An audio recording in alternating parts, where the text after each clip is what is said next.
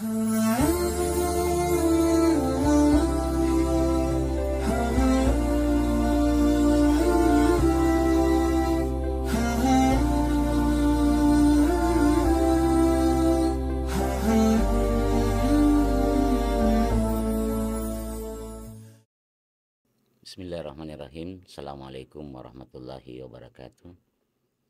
Alhamdulillahirabbil alamin. Wassalatu wassalamu ala Rasulillah wa ala alihi wa ashabihi ajmain wa man tabi'ahum bi ihsanin ila yaumiddin, amma ba'd.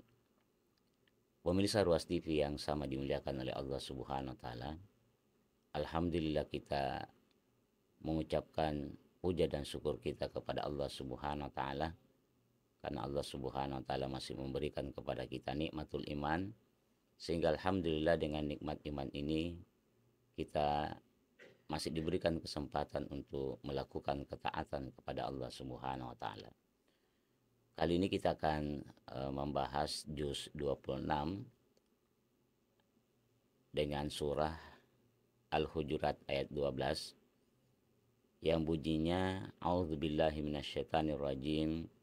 Ya ayyuhalladzina amanu jutanibu katsiran minaz-zanni inna ba'da zanni itsmun wala tajassasu wala ya'tab ba'dukum ba'da ayuhibbu ahadukum ayyakula lahman akhihi maitan fakarihtumuhu wattaqullaha innallaha tawwabur rahim. Yang artinya, wahai orang-orang yang beriman, jauhilah kebanyakan dari prasangka buruk, karena sesungguhnya prasangka buruk itu adalah dosa. Dan janganlah kamu mencari-cari kelemahan atau kesalahan orang. Dan janganlah kamu menggunjing atau menggibah sebahagian orang lain. Apakah kamu suka memakan daging saudaranya yang telah mati? Maka sudah tentu kata Allah kamu jijik kepadanya. Oleh karena itu, jauhilah larangan-larangan tersebut dan bertakwalah kepada Allah. Sesungguhnya Allah Subhanahu wa taala Maha Penerima Taubat lagi Maha Penyayang. Pemirsa yang sama dimuliakan oleh Allah Subhanahu wa taala. Ayat ini pada dasarnya disebutkan oleh Imam Asy-Syuyuti berdasarkan dari riwayat Ibnu Munzir yang bersumber dari Ibnu Juraij, bahwa ayat ini atau Quran surah Al-Hujurat ayat 12 ini turun berkenaan dengan peristiwa salah seorang sahabat yang bernama Salman Al-Farisi, yang apabila beliau selesai makan, beliau ini suka tertidur, dan kemudian pada saat beliau tertidur dia suka mendengkur. Nah, pada saat itu bersamaan seseorang mengetahui peristiwa tersebut, kemudian menceritakan hal itu kepada orang lain. Maka turunlah Quran surah Al-Hujurat ayat 12 yang melarang seseorang mengumpat dan menceritakan aib orang lain. Maka pemirsa yang sama dimuliakan oleh Allah Subhanahu wa taala, selaras dengan larangan Allah Subhanahu wa taala, Rasulullah Muhammad sallallahu alaihi wasallam juga melarang kita untuk mengumbar aib orang lain. Di mana di dalam salah satu hadis Nabi sallallahu alaihi wasallam bersabda, "Iyyakum wa zann fa inna zanna aktsabul hadits. Wala tajassasu wala tahassasu wala tabagadu wa kunu ikhwana." Jadi Nabiullah Muhammad sallallahu alaihi wasallam bersabda dalam sebuah hadis yang diriwayatkan oleh Imam Bukhari dan Muslim. Oleh Imam Bukhari, jauhilah oleh kalian prasangka, sebab prasangka itu adalah ungkapan yang paling dusta. Dan janganlah kalian mencari-cari aib orang lain. dan jangan pula saling menebar kebencian, dan jadilah kalian orang-orang yang bersaudara. Kemudian seorang ulama yang bernama Al-Hasfaqi menyampaikan bahwa sebahagian ulama mazhab Hanafi menjelaskan bahwa yang dimaksud dengan aib adalah suatu bagian yang tidak ada dari asal penciptaannya, dan ini dianggap sebagai bentuk kekurangan. Kemudian pada dasarnya, pemirsa yang berbahagia, aib itu ada dua macam. Yang pertama ada namanya aib khalqiyah yang bersifat kodrati, dan yang kedua ada namanya aib khuluqiyah, yaitu aib yang berkenaan dengan perilaku. Nah, aib khalqiyah ini merupakan aib karena terdapat cacat di salah satu organ tubuh atau penyakit yang membuat malu jika orang lain mengetahuinya. Disebutkan di dalam sebuah kisah, waktu Bilal bin Raba'ah radhiyallahu an kemudian terjadi perdebatan dengan Abu Dzar Al-Ghifari radhiyallahu anhu di dalam sebuah majelis. Kemudian yang majelis itu tidak dihadiri oleh Rasulullah Muhammad sallallahu alaihi wasallam. Di dalam majelis itu, pemirsa sekalian, ada beberapa sahabat senior, di antaranya adalah Khalid bin Walid, Abdurrahman bin Auf, Abu Dzar Al-Ghifari, dan Bilal bin Rabah. Suasana pada waktu itu mulai memanas ketika orang-orang mulai mengemukakan pendapatnya tentang suatu masalah.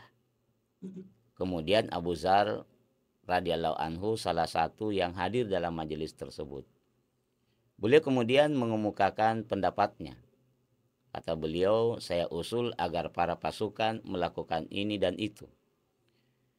Kemudian Bilal menyambut dengan usulan yang lain. Kata beliau, usulan kamu itu wahai Abu Dzar kayaknya kurang tepat. Nah, mendengar Bilal menyalahkan pendapatnya, Abu Dzar Al-Ghifari kesal, lantas dia berkata kepada Bilal bin Rabah, engkau juga menyalahkanku wahai Ibnu Saudah, yang maknanya engkau juga menyalahkan wahai anak dari si hitam. Nah, ternyata pemirsa sekalian, perkataan Abu Dzar Al-Ghifari ini membuat Bilal bin Rabah tersinggung. Kemudian beliau marah, lalu pergi, dan Bilal berkata, demi Allah wahai Abu Dzar, aku akan laporkan Anda kepada Rasulullah sallallahu alaihi wasallam. Nah, sesampainya di rumah Rasulullah sallallahu alaihi wasallam, Bilal bin Rabah pun mengadu dengan berkata, ya Rasulullah, tidakkah Anda mendengar apa yang dikatakan Abu Dzar kepada saya? Lalu Nabi menjawab, apa yang dikatakan Abu Dzar kepadamu wahai Bilal? Bilal menjawab, dia memanggilku anak budak perempuan hitam. Mendengarkan perkataan itu, pemirsa sekalian, Rasulullah sallallahu alaihi wasallam marah, lalu kemudian memanggil Abu Dzar, dan Abu Dzar pun pada waktu itu segera pergi ke masjid untuk menemui Rasulullah Muhammad sallallahu alaihi wasallam. Begitu sampai di masjid, ia mengucapkan salam dan Rasulullah pun menjawab salamnya. Lalu kemudian Rasulullah sallallahu alaihi wasallam bertanya kepada Abu Dzar Al-Ghifari, wahai Abu Dzar, benarkah engkau menghina ibunya Bilal? Sungguh di dalam dirimu masih terdapat perilaku jahiliyah. Lalu kemudian Abu Dzar radhiyallahu anhu menyadari kesalahannya. Kemudian dia meminta maaf kepada Rasulullah sallallahu alaihi wasallam dan memohon agar dimintakan maaf kepada Allah Subhanahu wa taala.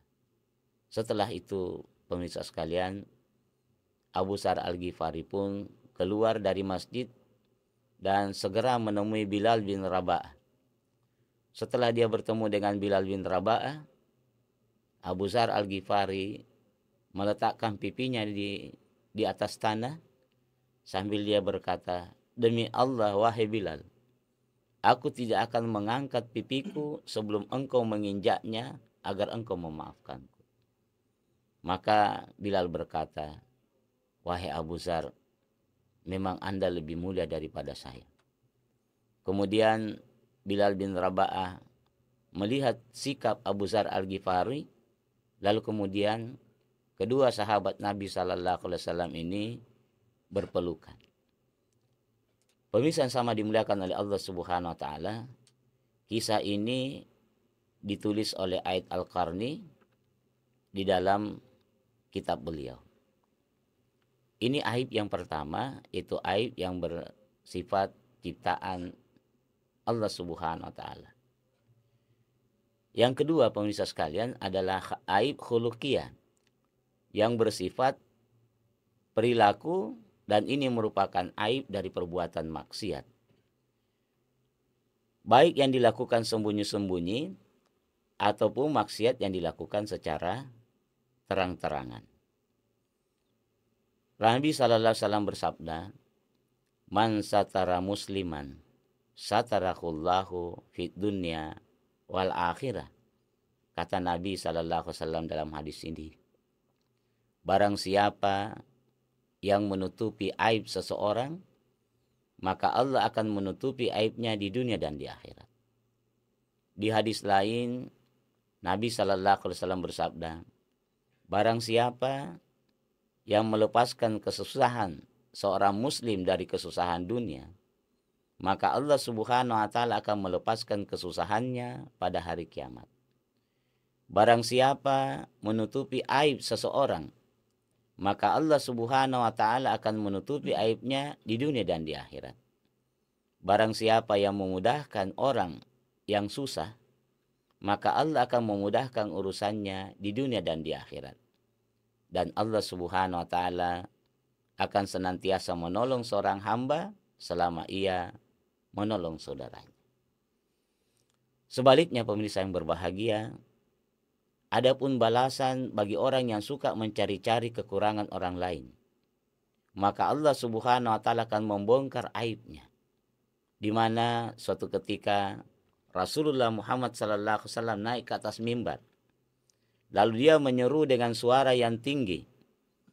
Kemudian pada saat itu Nabi SAW mengatakan, wahai sekalian manusia, wahai sekalian orang yang mengaku berislam dengan lisannya, padahal iman itu belum masuk ke dalam hatinya, janganlah kalian menyakiti kaum muslimin.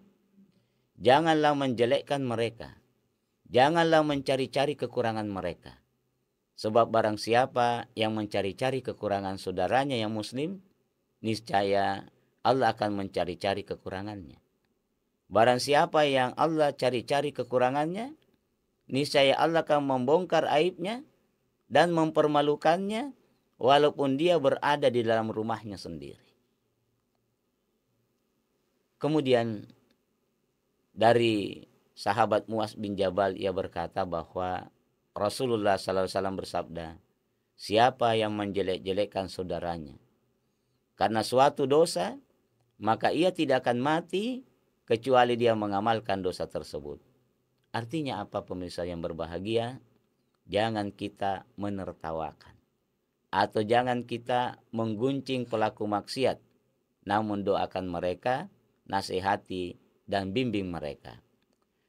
Nah, di dalam hadis ini, pemirsa sekalian, ada peringatan yang membuat takut orang-orang beriman, yakni siapa yang menjelekkan muslim karena dosa yang mereka kerjakan, maka sebelum dia mati, dia akan terjatuh pada dosa yang sama yang pernah dilakukan oleh orang yang ditertawainya itu. Sehingga seorang ulama besar yang bernama Ibnul Qayyim Al-Jauziyah rahimahullah berkata, bahwa setiap maksiat yang dijelek-jelekan pada saudaramu, maka itu akan kembali kepadamu. Maksudnya, pemirsa sekalian, engkau bisa dipastikan melakukan dosa tersebut. Namun pemirsa yang sama dimuliakan oleh Allah Subhanahu wa taala, jangan kita salah memahami makna daripada hadis ini. Hadis ini berisi larangan mengingkari kemungkaran. Jadi kita harus bisa membedakan mana mengingkari dan mana meremehkan pelaku maksiat. Hadis ini maknanya bahwa dilarang kita menjelek-jelekan pelaku kemaksiatan dan merasa lebih baik daripada mereka. Sembari kemudian kita tetap membarengi dengan mengingkari perilaku.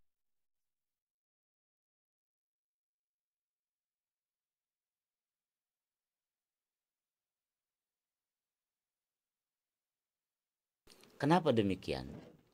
Karena menjelek-jelekan ini mengandung kesombongan. Artinya menjelek-jelekan pelaku maksiat ini sama dengan meremehkan orang lain dan merasa diri telah bersih dari dosa.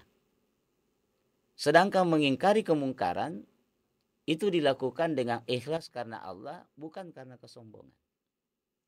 Jadi sekali lagi mari kita membedakan antara perilaku maksiat dengan pelakunya. Kita mengingkari kemaksiatan yang dia lakukan, tetapi jangan menghinakan pelakunya.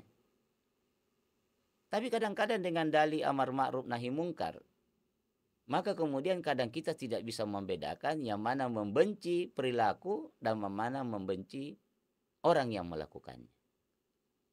Sehingga kadang-kadang dalam beramar ma'ruf nahi mungkar, tak kala misalnya kita mendapatkan seorang anak muda sepasang di dalam rumah berduaan, kemudian kita langsung berkesimpulan bahwa mereka melakukan perbuatan tidak senonoh.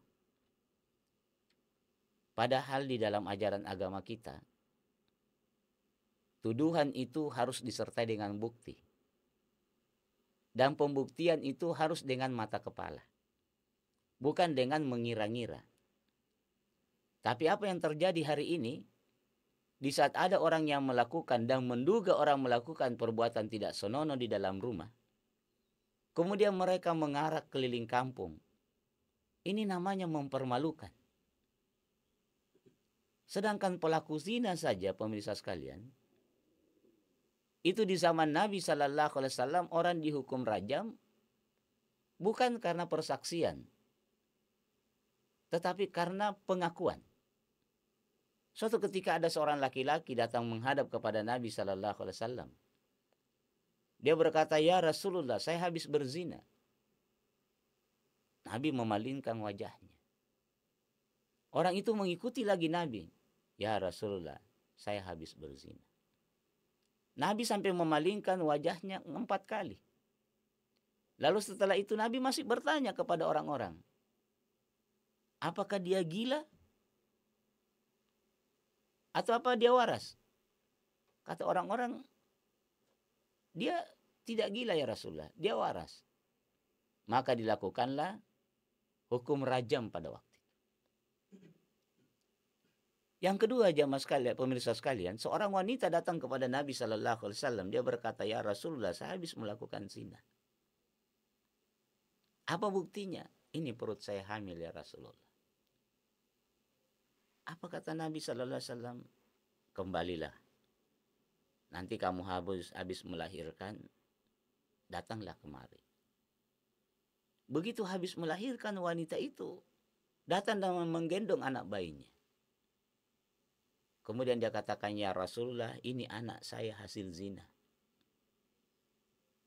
Maka Nabi berkata, "Kembalilah, susui anakmu selama 2 tahun, kemudian datanglah beserta dengan keluarga." 2 tahun, pemirsa sekalian, bukan waktu yang singkat untuk melarikan diri.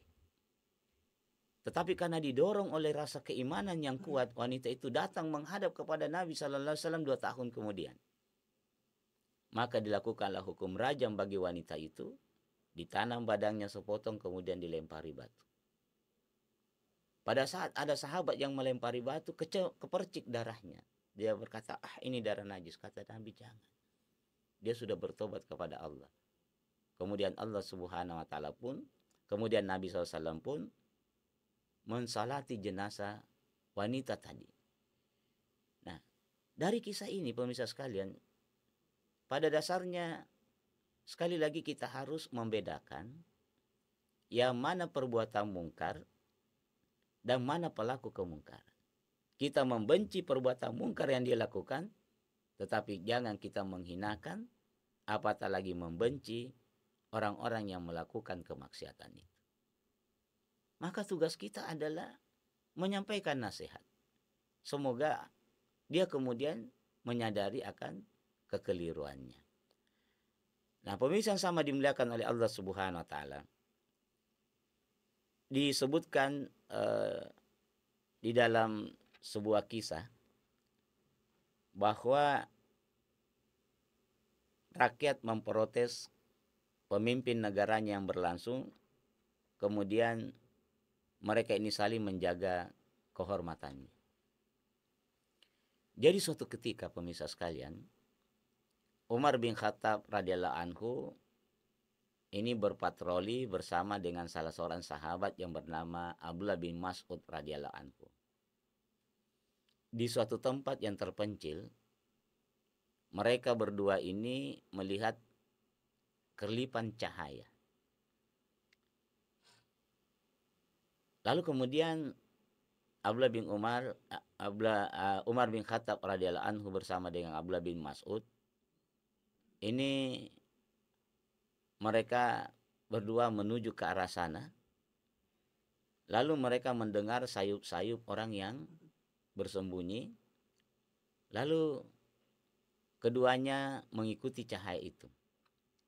Dan sesampai kedua sahabat ini di rumah tersebut, lalu diam-diam Umar bin Khattab radhiyallahu anhu menyelinap masuk. Nah, dia melihat seorang tua yang sedang duduk santai.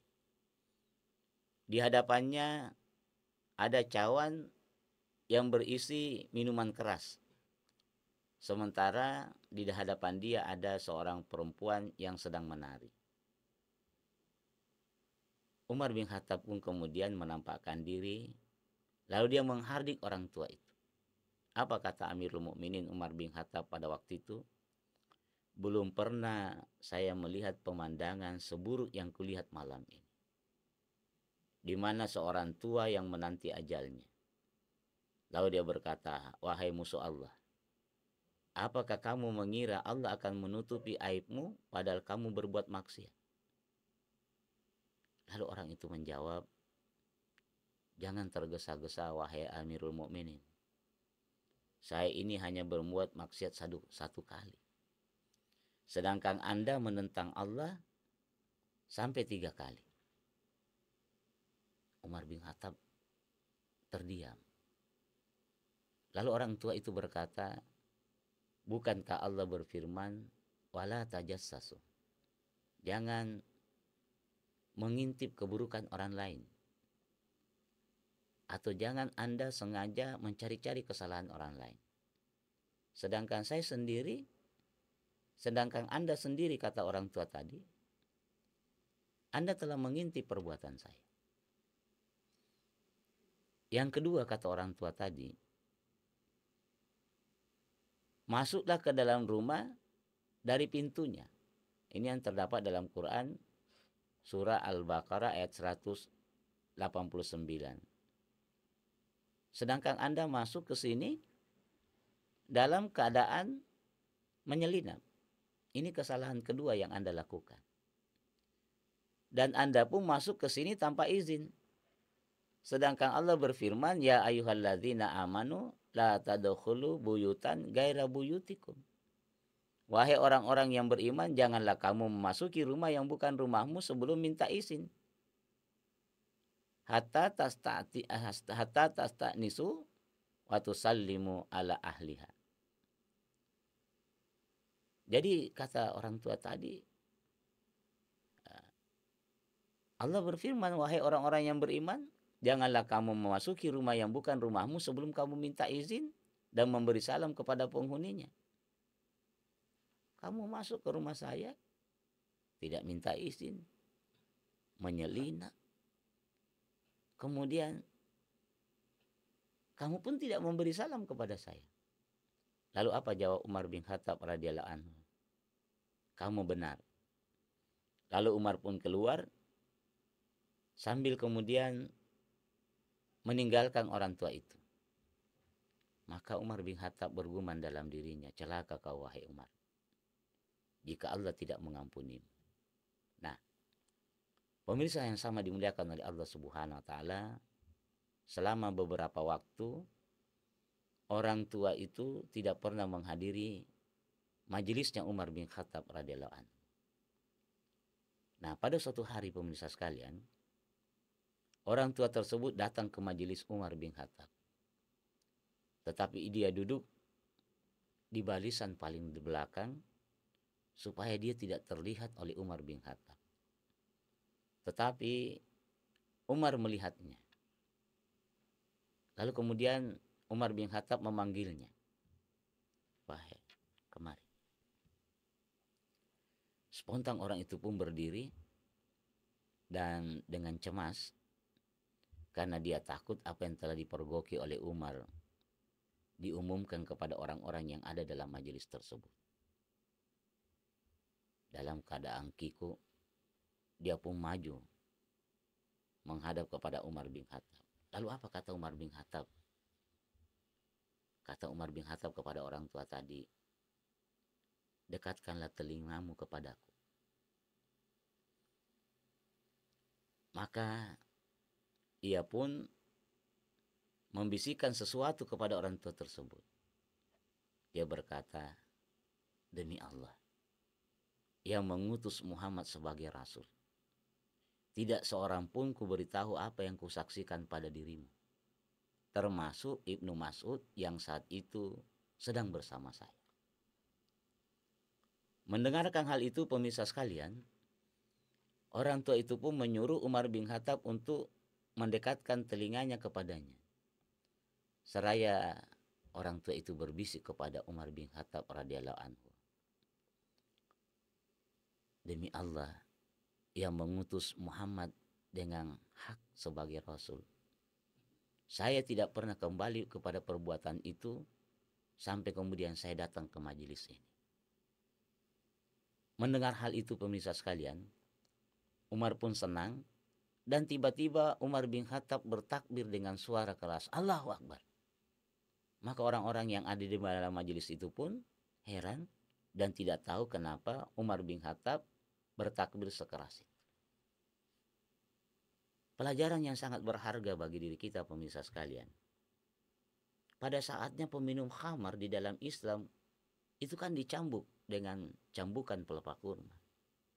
Dan yang menyaksikan adalah khalifah. Coba bayangkan.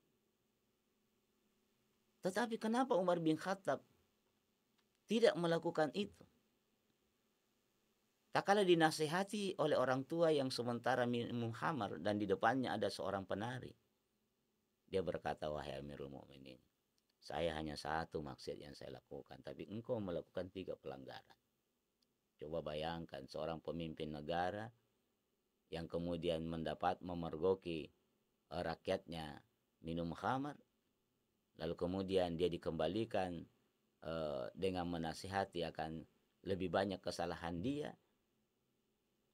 Dan Umar bin Khattab sadar bahwa sesungguhnya apa yang dilakukan adalah sesuatu yang keliru. Oleh karena itu pemirsa sekalian, begitu terjaganya kehormatan seorang muslim di dalam ajaran agama kita, sampai-sampai kalau ada orang yang berzina dan disaksikan oleh satu orang, kita tidak boleh manggil orang lain, sini, kasih cukup 4 orang saksi. Tidak boleh.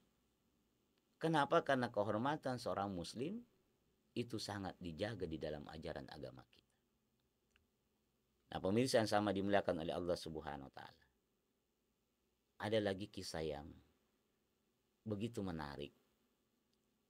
Ini adalah kisah dari seorang ulama besar yang bernama Ahmad bin Mahdi. Di dalam kitab Sifat As-Saffah dikisahkan tentang seorang ulama yang dikenal sebagai perawi banyak hadis yang meriwayatkan hadis-hadis lengkap dengan sanadnya. Nama beliau adalah Abu Ja'far Ahmad bin Mahdi bin Rustam. Imam Ahmad bin Mahdi ini masyhur sebagai seorang ulama sufi yang kaya dan sangat dermawan. Di Baghdad ia dikenal luas karena kebaikannya. Karena kebaikan tersebut, pernah suatu ketika Imam Ahmad bin Mahdi kedatangan tamu perempuan. Lalu perempuan itu berkata, "Aku anak perempuan dari orang biasa. Aku dilanda musibah. Wahai Imam, saya minta kepadamu atas nama Allah, tutupilah aibku." Lalu kemudian Imam Ahmad bin Mahdi berkata, "Apa musibahmu?" Kata wanita itu, "Sungguh aku membenci diriku. Saya sekarang ini hamil dan saya menceritakan kepada orang-orang bahwa engkaulah suamiku. Maka tolong jangan permalukan aku. Tutupilah aibku, semoga Allah Subhanahu wa taala menutupi aibmu." Kata perempuan ini kepada Ahmad bin Mahdi. Perempuan itu kemudian nampak malu dan kikuk. Sementara Imam Ahmad bin Mahdi duduk-duduk sambil termenung. Coba bayangkan, ada seorang perempuan datang tengah hamil, kemudian dia mengaku bahwa dia suaminya. Singkat cerita pemirsa sekalian, kemudian Imam Ahmad bin Mahdi berkata kepada wanita tersebut,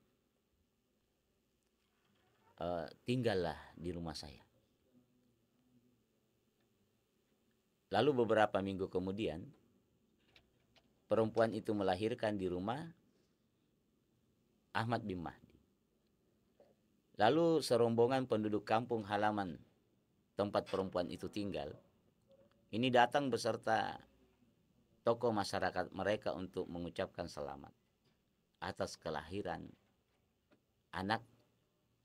Maka Imam Ahmad pun menyambut mereka, lalu kemudian menunjukkan rasa senang dan bahagia kepada mereka. Lalu kemudian Imam Ahmad bin Mahdi menyerahkan uang 2 dinar kepada wanita tersebut. Lalu dia berkata kepada rombongan orang-orang itu yang datang memberikan selamat kepadanya. Imam Ahmad bin Mahdi berkata, "Saya dan dia telah bercerai. Dan tolong berikan uang ini pada perempuan itu untuk dibelanjakan untuk keperluan anaknya." Jadi pada dasarnya di dalam fikih, kalau wanita hamil itu diceraikan, pas melahirkan masa iddahnya sudah selesai. Nah, pemirsa sama dimuliakan oleh Allah Subhanahu wa taala, dan Imam Ahmad bin Mahdi berkata, "Aku dan dia telah bercerai. Maka tolong berikan uang ini kepada anaknya." Nah, pemirsa sama dimuliakan oleh Allah Subhanahu wa taala, sejak saat itu Imam Ahmad bin Mahdi kemudian terus mengirim uang 2 dinar tiap bulan melalui salah seorang tokoh masyarakat yang ada di kampung wanita tersebut. Jadi kalau 1 dinar pemirsa sekalian itu nilainya sama dengan 4,25 gram emas. Kalau 2 dinar berarti nilainya sama dengan 8,5 gram emas. Kalau dihitung rupiah, anggaplah 1 juta rupiah per gram. Maka Imam Ahmad bin Mahdi ini mengirim 8.500.000 tiap bulan. Kemudian bulan berganti tahun, hingga tidak terasa sudah bertahun-tahun, dan Imam Ahmad bin Mahdi tidak pernah sedikit pun telat mengirim uang belanjaan untuk anak bayi tersebut. Hingga suatu hari tokoh masyarakat dan jamaah dari kampung itu kembali menemui Imam Ahmad bin Mahdi dengan menyatakan belasungkawa dan mengabari bahwa bayi itu telah meninggal dunia. Maka Imam Ahmad bin Mahdi pun menampakkan rasa sedihnya, dan selang 1 bulan kemudian setelah kematian sang bayi itu, wanita itu kembali menemui Imam Ahmad bin Mahdi.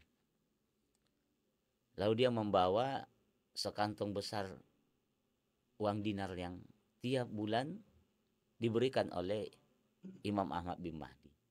Dan ia pun ingin mengembalikan uang dinar yang dikirim oleh Ahmad bin Mahdi selama bertahun-tahun. Sambil dia minta dan dia memohon kepada Imam Ahmad bin Mahdi untuk mengambil kembali itu uang. Lalu kata Imam Ahmad bin Mahdi bahwa dinar-dinar itu adalah tali kasihku untuk sang bayi. Sekarang dia telah menjadi milikmu karena engkau telah merawatnya, oleh karena itu silahkan engkau menggunakan uang itu sesukamu. Dan Imam Ahmad bin Mahdi tidak mau menerima sedikit pun dari uang itu.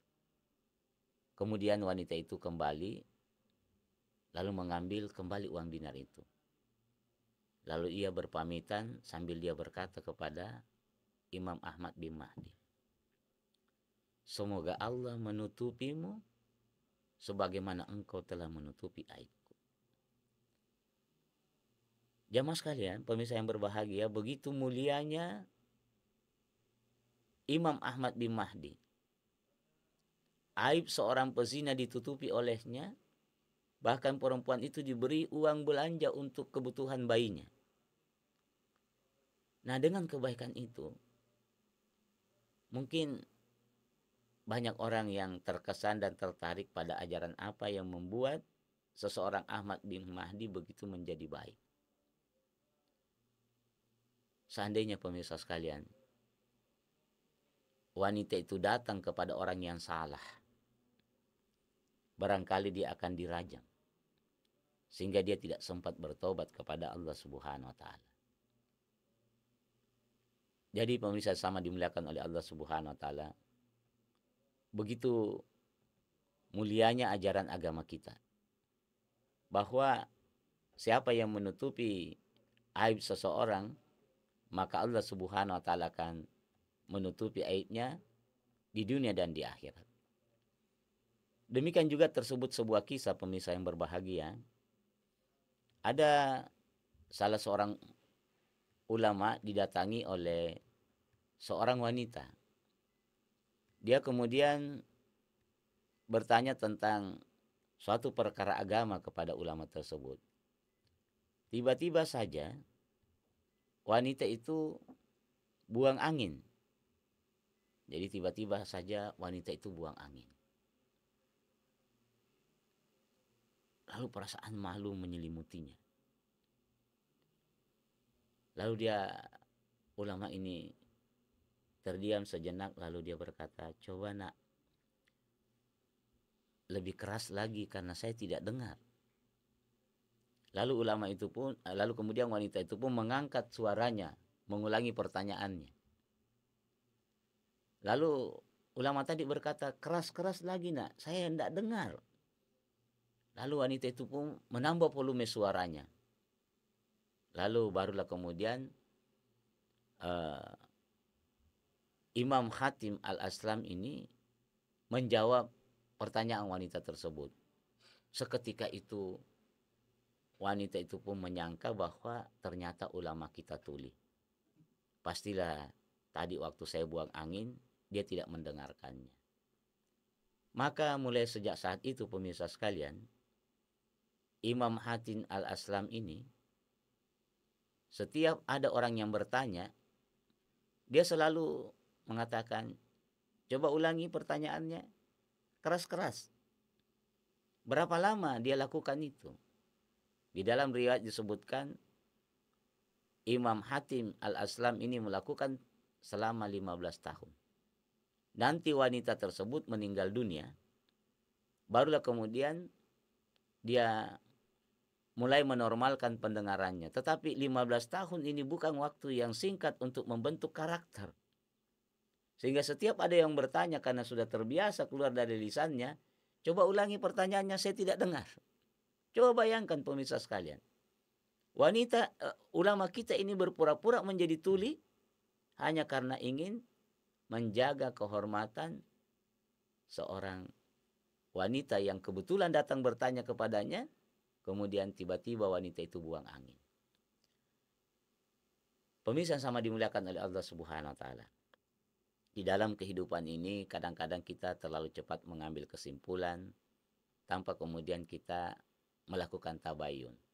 Sehingga kadang-kadang kita menghukumi orang karena aib yang kita lihat secara nyata di hadapan kita, tetapi pada dasarnya dia hanya dalam bentuk perkiraan. Jadi tersebut kisah di zaman Khalifah Harun ar-Rasyid. Ada seorang laki-laki itu tiap malam ke tempat perzinahan. Dan tiap pagi dia ke tempat minum khamar. Dan itu disaksikan oleh orang-orang yang ada di sekitarnya. Lalu kemudian istrinya menasehatinya, wahai suamiku, berhentilah engkau melakukan itu. Saya takut kalau engkau meninggal dunia, tidak ada seorang pun yang mau memegang jenazahmu. Tapi apa jawab laki-laki itu? Insya Allah kalau saya meninggal dunia, jenazah saya akan disalatkan oleh seluruh ulama yang ada di negeri ini. Suatu hari pemirsa yang berbahagia, Khalifah Harun ar-Rasyid berkata kepada ajudannya, ganti pakaianmu, coba kita turun lihat-lihat bagaimana keadaan rakyat kita. Jadi Khalifah Harun ar-Rasyid mengganti pakaiannya, dia menyamar bersama dengan ajudannya. Apa yang terjadi? Tiba-tiba Khalifah Harun ar-Rasyid menemukan mayat yang tergeletak di pinggir jalan. Lalu dia berkata, kenapa tidak ada yang mengangkatnya? Di mana rumahnya? Kata orang-orang di sekitar itu, rumahnya di sana. Tapi kenapa kalian tidak mau membawa dia pulang ke rumahnya? Kata orang-orang di sekitar itu, kami tidak mengenalnya kecuali dia adalah ahli maksiat.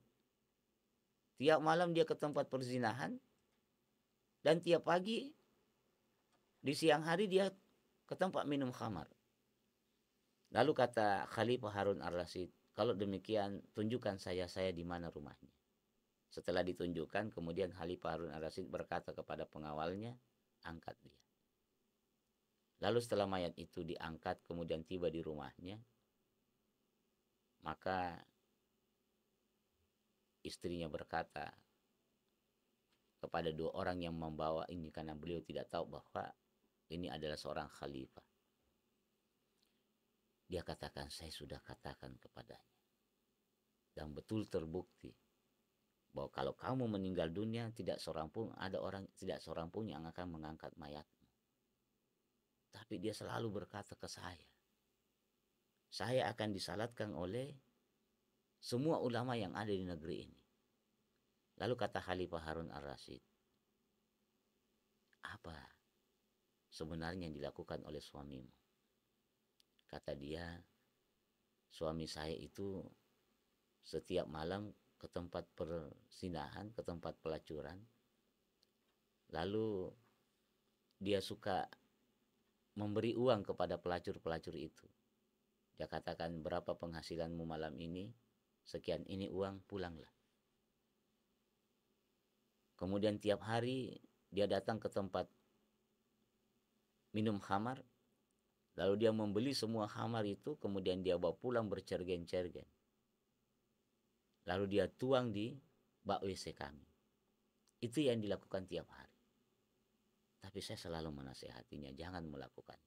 Tapi selalu itu jawabannya. Saya akan disalatkan oleh seorang ulama, seluruh ulama yang ada di negeri ini. Maka pemirsa yang berbahagia, berkatalah Khalifah Harun ar-Rasyid kepadanya, insya Allah Saya akan sampaikan kepada semua ulama-ulama yang ada di negeri ini untuk salatkan jenazahnya. Saya adalah Khalifah Harun Ar-Rasyid. Pelajaran apa yang bisa kita ambil dari kisah ini pemirsa sekalian? Jangan terlalu cepat mengambil kesimpulan kalau mata kepala kita tidak melihat apakah dia berzina. Jangan terlalu cepat mengambil kesimpulan apakah dia peminum khamar sementara kita belum pernah melihat khamar itu dia masukkan ke dalam mulutnya. Inilah keadaan masyarakat kita hari ini. Terlalu cepat mengambil kesimpulan, lalu memvonis orang, bahkan membuka aib orang, padahal dia berdalih amar ma'ruf nahi mungkar. Pemirsa yang sama dimuliakan oleh Allah Subhanahu wa taala, terakhir saya akan menutup kisah yang disampaikan oleh seseorang bahwa ada seorang siswa itu kemudian mencuri jam tangan temannya di kelas. Berlalu waktu, tiba-tiba sekolah itu mengadakan reuni. Lalu ada seorang siswa dan datang kepada seorang guru perempuan. Dia katakan, "Ibu tidak kenal saya." Lalu apa kata gurunya? "Terlalu banyak siswa yang saya pernah ajar, nak. Saya tidak akan mungkin bisa mengenal siswa satu-satu. Yang pasti ibu kenal saya. Sayalah orang yang mencuri jam tangan teman saya. Waktu itu, ibu menggeledah setiap siswa." Apa yang dilakukan oleh ibu guru tadi, Pak, pemirsa sekalian?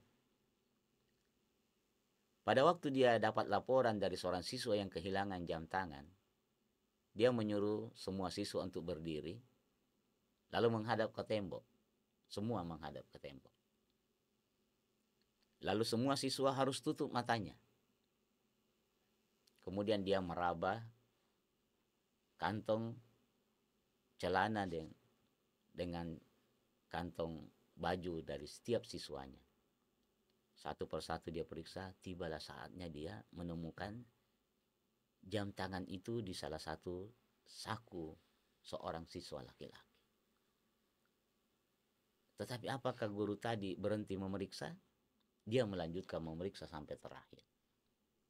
Dan setelah siswa semuanya diperiksa, maka bu guru mengatakan, "Sekarang kalian coba buka penutup mata kalian dan kembali ke tempat duduk kalian masing-masing." Setelah siswa duduk kembali di tempat duduknya, lalu dia berkata, "Apakah ini jam yang kamu maksud?" Kata anak perempuan tadi, "Iya bu guru." Lalu murid itu berkata, "Sayalah orang yang mengambil jam itu bu guru." Lalu kata ibu guru itu, "Benar-benar saya tidak tahu, nak. Karena pada waktu saya memeriksa saku celana kalian masing-masing, saya pun dalam keadaan menutup mata. Jadi saya tidak tahu siapa yang mengambilnya." Begitu mulianya akhlak seseorang yang selalu ingin menutupi aib orang lain. Jadi kesimpulan di dalam ayat ini pemirsa yang berbahagia bahwasanya jangan sekali-sekali membuka aib seseorang, karena siapa yang membuka aib seseorang maka Allah akan membuka aibnya di dunia dan di akhirat sekalipun dia berada di dalam rumahnya sendiri. Kemudian mari kita membedakan antara kemungkaran atau maksiat dengan pelaku kemaksiatan. Kita benci setiap maksiat, tetapi jangan kita menghinakan pelaku-pelaku maksiat. Karena seperti kata Nabi, barang siapa yang mencela pelaku-pelaku maksiat, maka Allah Subhanahu wa taala tidak akan mematikannya sebelum dia melakukan seperti apa yang dia cela kepada orang tersebut.